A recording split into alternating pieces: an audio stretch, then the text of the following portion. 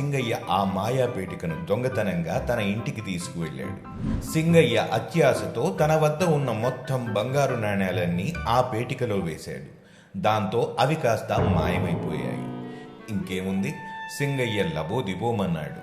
మరునాడు పొద్దున్నే సింగయ్య ఆ మాయాపేటికను రాజయ్య దగ్గరకు తీసుకువెళ్ళి జరిగినదంతా చెప్పాడు. రాజయ్య, నన్ను క్షమించు. దురాశతో నీ పేటికను దొంగిలించినందుకు నాకు తగిన శాస్తే జరిగింది. నా దగ్గర ఉన్న ధనమంతా పోయింది.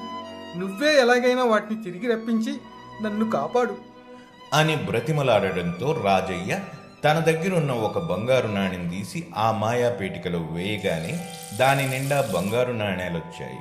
వాటిని సింగయ్యకు ఇచ్చి ఇంకోసారి ఇలా చెయ్యొద్దని మందలించి పంపించేశాడు.